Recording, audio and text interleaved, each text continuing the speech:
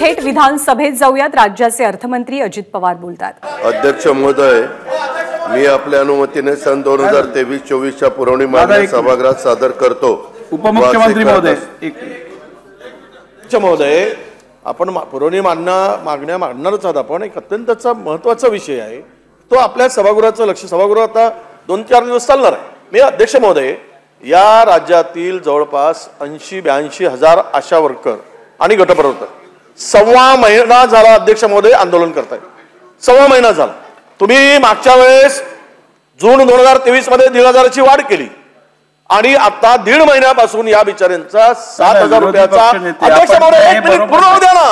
आम्ही अर्थसंकल्पीय अधिवेशनाचा पहिला दिवस. तुम्हाला पॉइंट ऑफ इन्फॉर्मेशन मांडण्याची संधी मी देईन ना. असं कसं करता? ऐकून घ्या. आझाद मैदानावर बसले आहेत.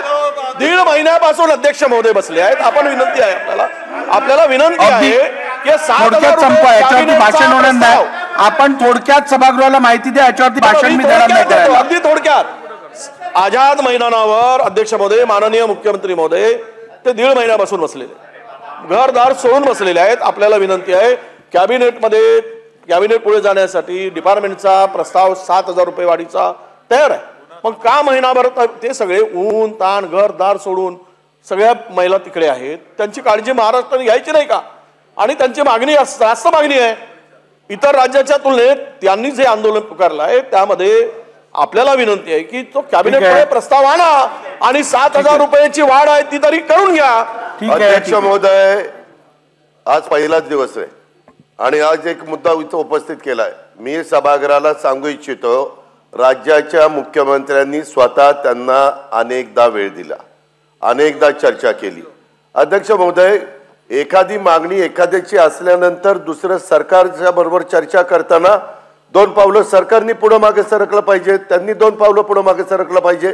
त्या आपल्याच सगळ्यांच्या बहिणी आहेत, आपल्याच मुली आहेत. त्याच्याबद्दल सरकारचं दुमत असायचं काही कारण नाही. सरकार त्या बाबतीमध्ये सकारात्मकच आहे. परंतु अलीकडच्या काळात काही गोष्टी अशा घडतात, हे असं आम्हाला असंच झालं पाहिजे, असं कसं होईल? शेवटी बाकीचा पण सगळं आर्थिक परिस्थिती बघावी लागते, इतर गोष्टी तपासाव्या लागतात.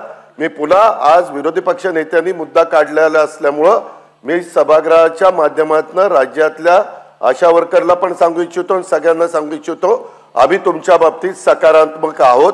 आपण त्या ठिकाणी चर्चेला या, थोडं पुढं मागं व्हा, आपण विषय संपून टाकू, ही मुख्यमंत्र्यांची भूमिका आहे. अध्यक्ष महोदय, मी आपल्या अनुमतीने सन 2023-24च्या पुरवणी मागण्या सभागृहात सादर करतो व असे करीत असताना मी सभागृहाचे असे निदर्शनास आणू इच्छितो की भारतीय संविधानाच्या अनुच्छेद 202, 205 व 203 खंड 3 खाली मिळालेल्या अधिकारात महाराष्ट्राचे माननीय राज्यपाल महोदयांनी सन 2023-24च्या पुरवणी मागण्या विचारात घेण्यात याव्यात अशी शिफारस या सन्माननीय सभागृहास केली आहे.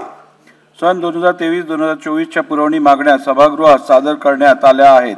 पुरवणी मागण्यांचे विवरणपत्र माननीय सदस्यांना महाराष्ट्र विधिमंडळाच्या व शासनाच्या संकेतस्थळावरून तसेच टपालखानाद्वारे उपलब्ध करून देण्यात येत आहेत.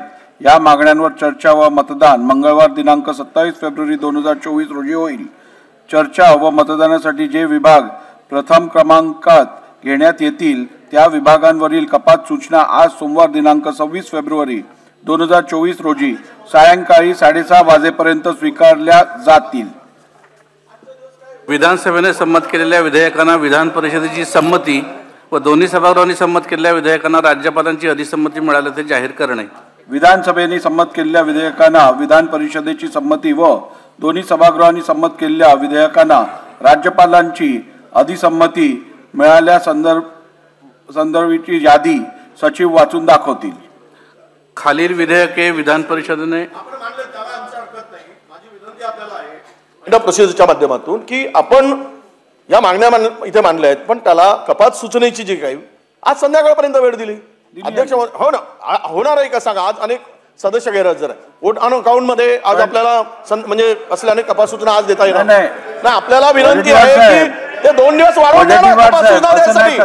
2 दिवस कपात सूचनेसाठी वाढवायला काय हरकत आहे? काय हरकत आहे? मला काही अडचण नाही वाटत नाही.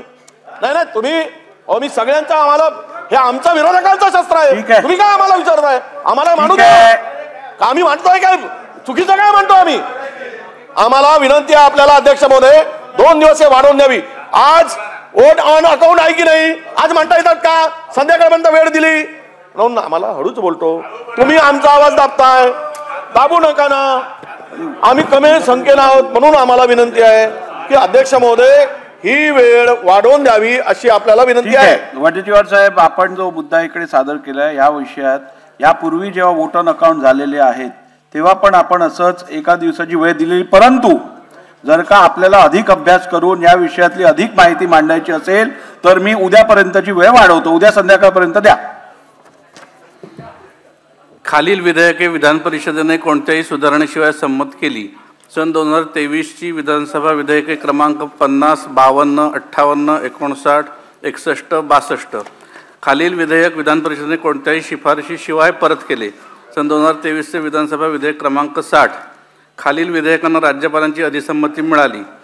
सन 2023ची विधानसभा विधेयक क्रमांक 45, 46, 47, 48, 50, 52, 53, 54, 56, 57, 58, 59, 60, 61 व 62.